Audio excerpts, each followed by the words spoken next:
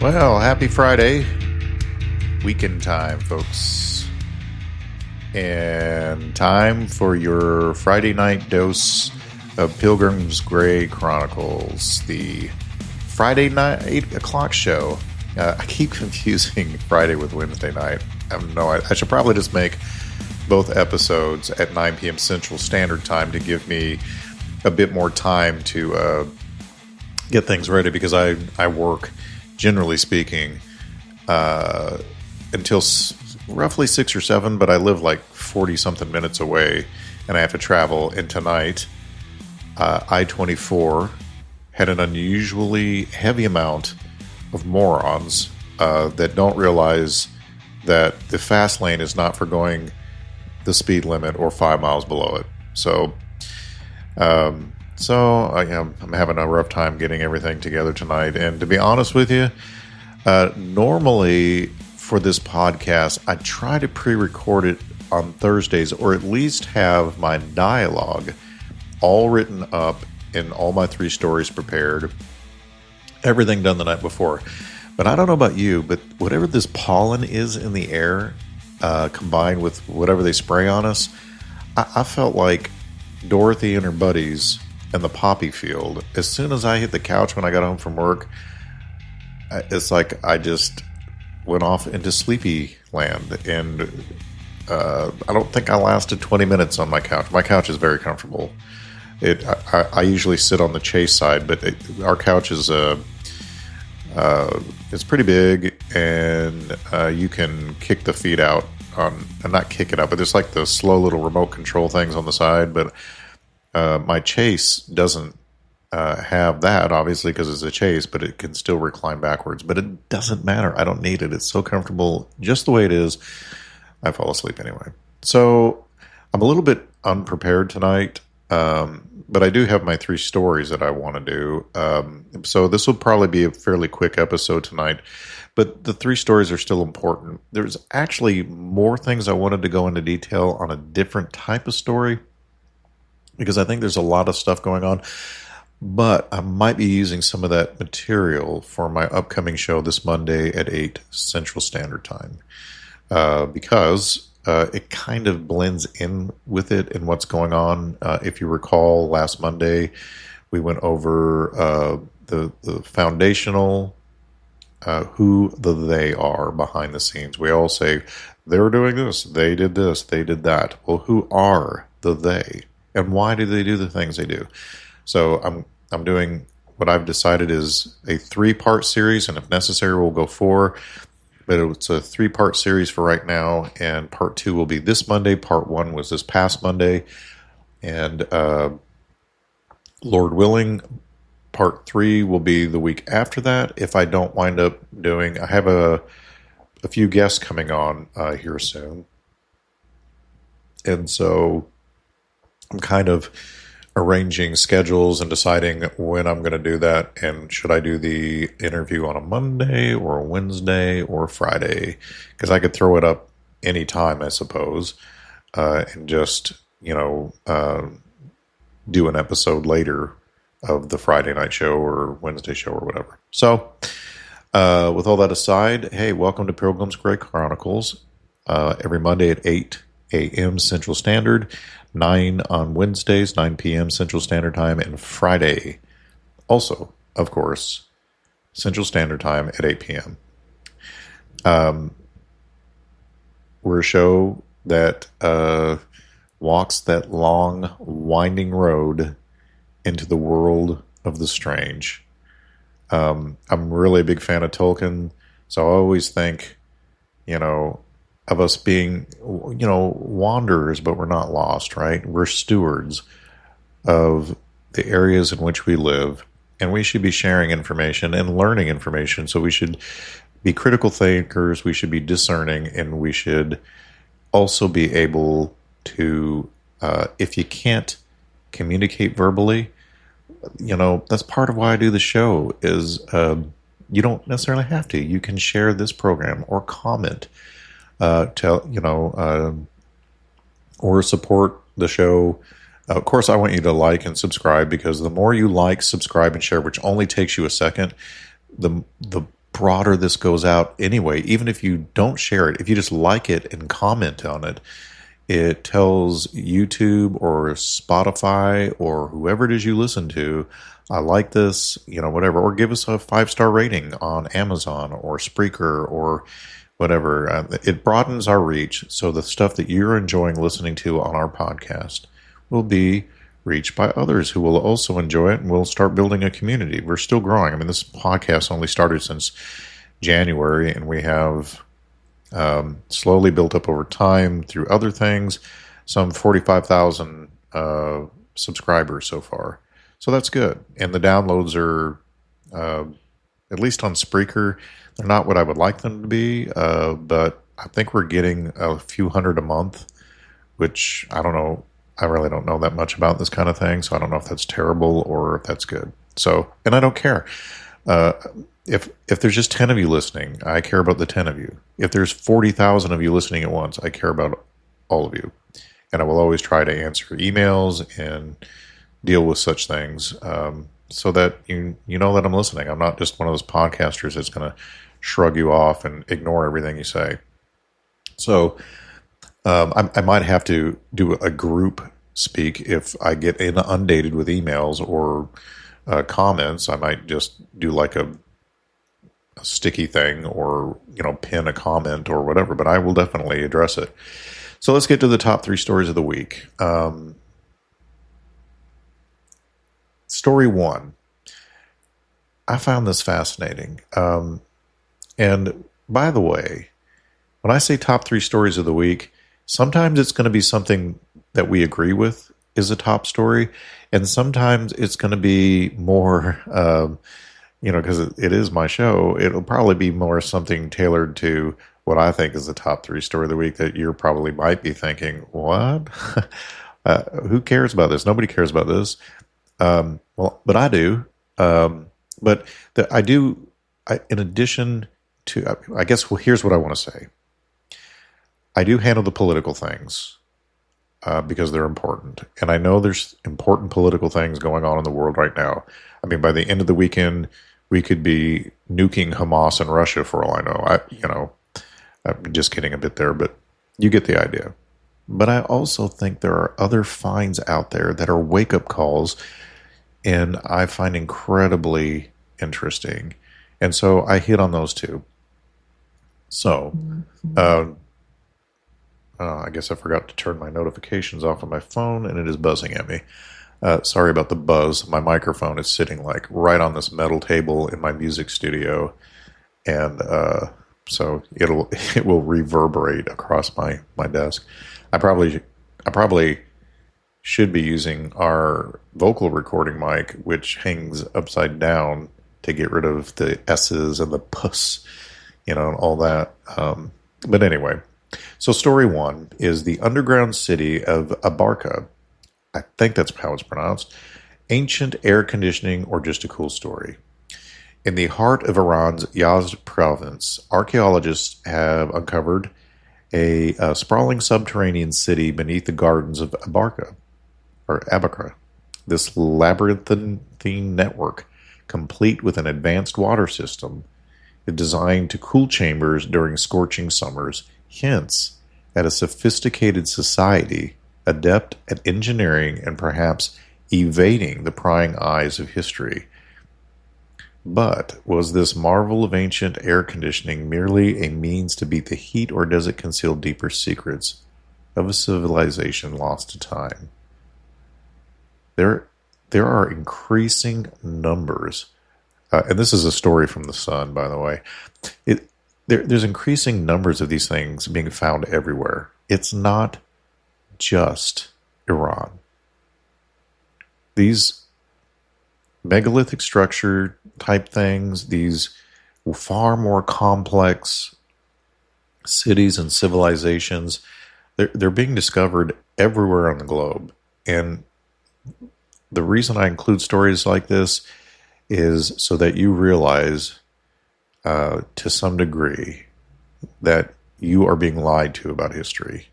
What they are telling you about humankind evolving from some lesser morons of the Bronze Age and all these other things is not true. They know it isn't true. And if you'll listen to this podcast long enough, or other podcasts that deal with the subject, you'll understand that that is not the truth. They definitely had incredible, it might have been different than what we have today, but it's definitely high technology that these people used.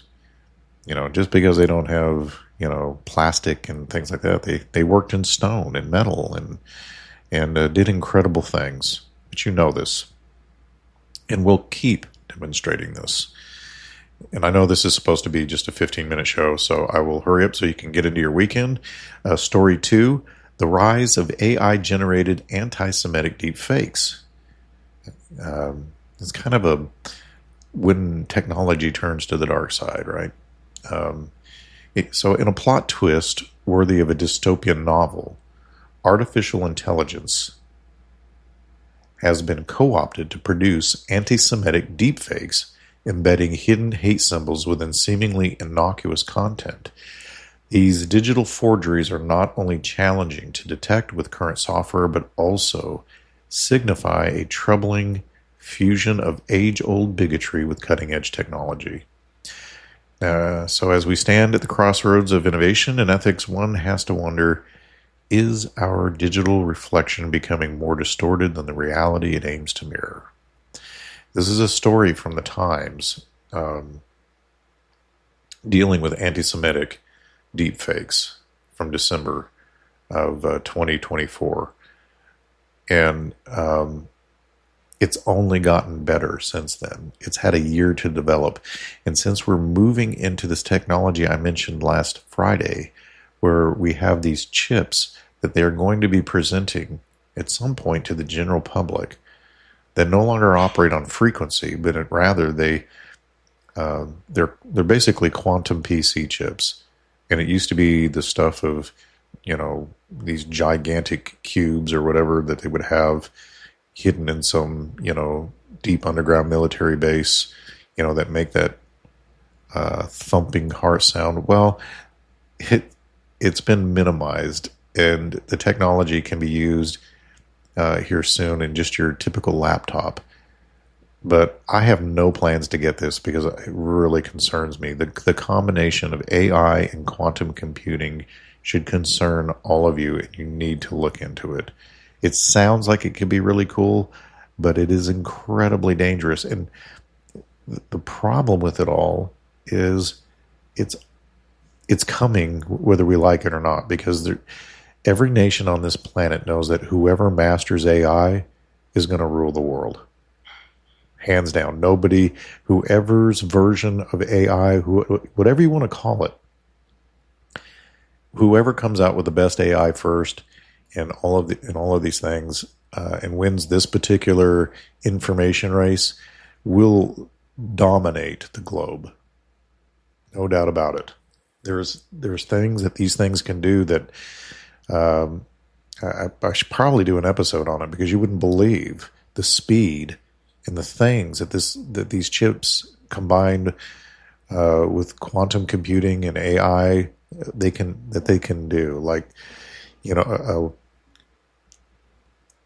so that I don't send you into a panic for the weekend, I'll just give you a lighthearted one. For instance, let's say, because with today's computers, if you want to do like change something in a video or whatever, you have to go through this whole process of, loading, and you might be able to change one part of it and assemble some things here and copy and paste and put the video with some images and change them up and edit things, right? Well, with AI and quantum computing, you could literally just tell the AI that you would like to watch a version of the Fellowship of the Ring where one of the Nazgul winds up. Sorry, that was a weather alert. We're under a tornado watch here in Tennessee, and the weather's going to be rough tonight, so keep us in your prayers, folks. We're going to get 2 rounds of storms, and that was an alert. I apologize for that.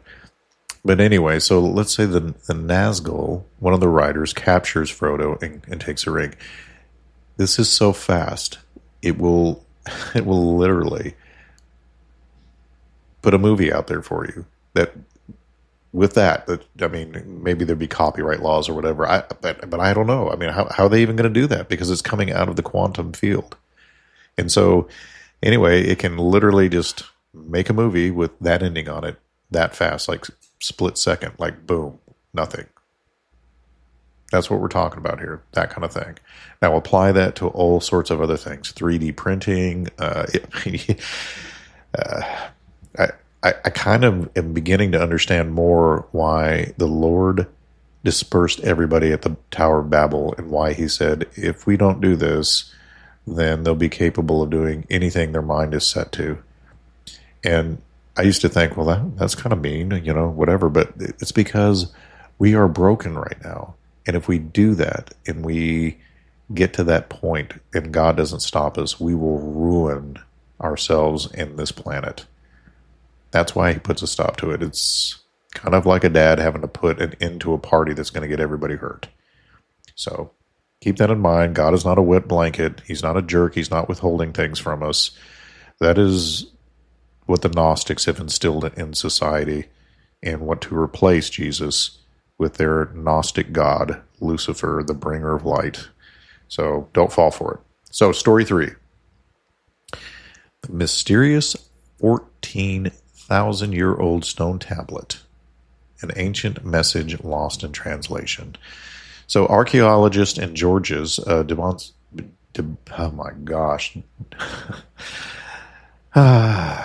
Benishkevi region. Let me just tell you how this is spelled. Dbaniskhevi. Okay. They have unearthed a 14,000-year-old stone tablet inscribed with 60 characters of an unknown language. So this enigmatic, gosh, my mouth just doesn't want to work tonight. Sorry, folks. This enigmatic predating artifact, predating known scripts, poses more questions than answers. And I just wonder, could it be an inventory of ancient treasures, a dedication to forgotten deities, or maybe the world's oldest to-do list? We don't know. It's funny that the Rosetta Stone, I'm thinking, if I remember correctly, it was a way to translate things that we hadn't had before, but it was like this common sort of letter that I think had to do with paying taxes and how to avoid taxes and some legal thing, or I can't remember, but it allowed us to be able to decipher a lot of things that we weren't able to do before. And it was just a common thing, So as scholars grapple with its meaning, we are reminded of how much of our past remains an undeciphered riddle whispering to us across the millennia. And that is also from the Sun, and I read the Sun occasionally, the headlines. But how cool is that, right? That would have been the timing, 14,000 years old. I don't know. Anytime I hear that date or that region, I think of the Younger Dryas period. And when I think of that, I always think that that it was most likely the flood, and we're getting it.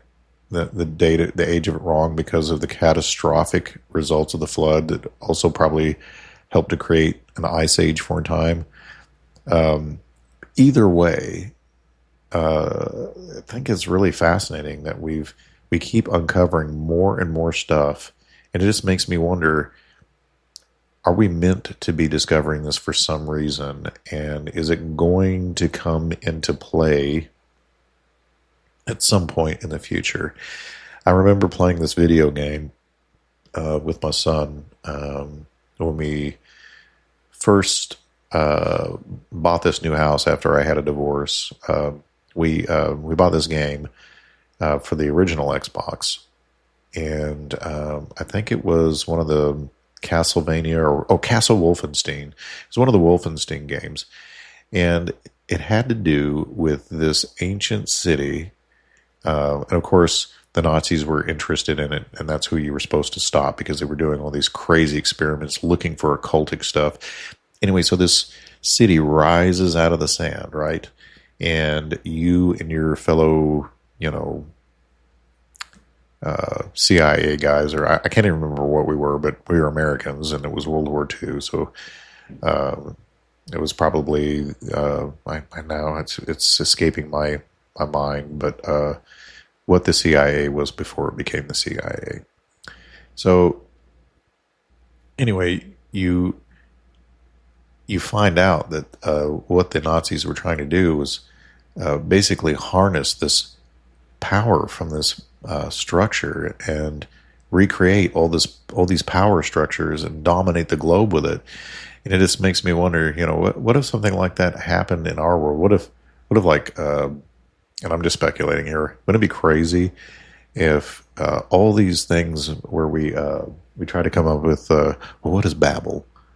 Babylon, or what is this capital, this real physical capital of Babylon.